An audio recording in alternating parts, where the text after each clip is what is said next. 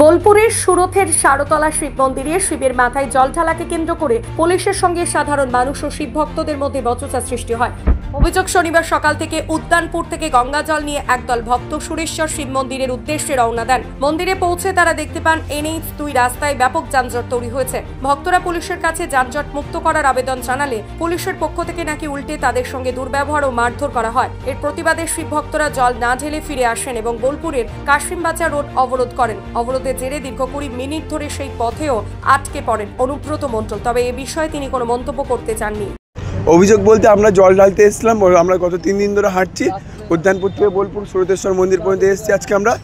আর আজকে আসার পর এখানটায় যখন আমরা এখানে প্রথম আসি তখন এখানটাতে আমাদের নো এন্ট্রি লেগেছিলো। বড় গাড়ি নো এন্ট্রি ছিল, ছোটো গাড়ি চলছিল, তাতে আমাদের কোনো সমস্যা নেই। আর তারপর আমাদের এখানটাতে আমরা যখন নো এন্ট্রি ছেড়ে যাই, বড় গাড়ি যখন আসতে লাগে, তারপর আমরা দেখি আমাদের একটা বাচ্চা মেয়ে, মানে এখানে পুণ্যার্থী, ওরাও জল ঢালতে এসছে এখানটাতে।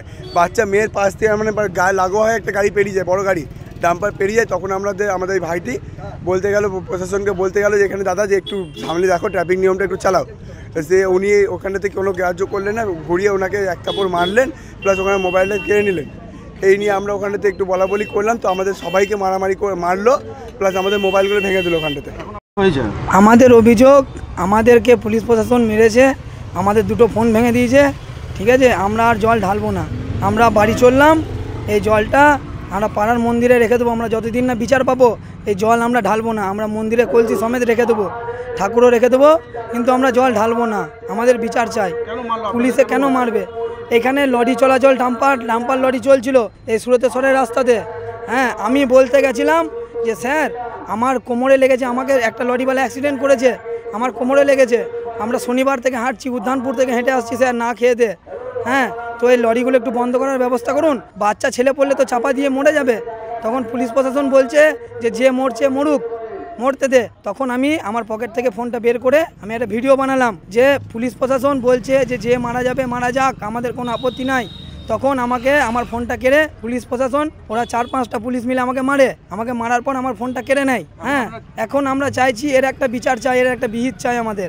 এটা এই জন্য যে শ্রাবণ মাসের লাস্ট সোমবারটা এই রাস্তাটায় খুব জমজমাট থাকে, যেহেতু সব শিবের মাথায় জল চাপাবার জন্য যায়। হ্যাঁ, তার জন্য এই রাস্তাটা আমাদের এই জন্য বলা যে বড় গাড়িগুলোকে এই আপনারা অফ করে রাখুন, ছোট গাড়িগুলোকে পাস করে দেন। আজকে এক বড় ডাম্পারের সঙ্গে আমাদের বন্ধুগুলো আমরা শনিবার দিন জল ভরেছি উদ্যানপুর থেকে জল ভরে নিয়ে এসে জল ঢালার সময় যে পালকিটা শুধু রেখে আমাদের ছেলেগুলো সব এসেছি যে পেয়ারা নেবো বলে। তা আমাদের এক বন্ধু গিয়েছে পেয়ারা নিতে, ওই পার থেকে এই পার এসেছে। একটা দিদি ভাইদের মেয়ে ছেলে ছিল, তাকে ধাক্কা মারে একটা লরি। তারপরে আবার আমার বন্ধুটাকে এসে মারার পর তারপর আমার বন্ধুটা এসে পুলিশকে এসে বলতে আসে। তো পুলিশে আবার কি করে, আমার বন্ধুটাকে বলছে যে যাকে মারছে মরুক গা, যত মরছে মরুক, তুই তো নিজের কাজ কর। ওকে দু থাপড় মেরে ওর ফোনটা নিয়ে নিয়েছে। তারপরে আমরা এটাই করেছিলাম যে রাস্তাটাকে পুরো জমজমাট করে আটকে রেখেছে। আমাদের বন্ধু বান্ধবকে নিয়ে গেল, ফোন নিয়ে চলে গেল, তাহলে তাদেরকে আমার দরকার। তার জন্য আমরা এই জায়গাটা পুরো বন্ধ রেখেছিলাম।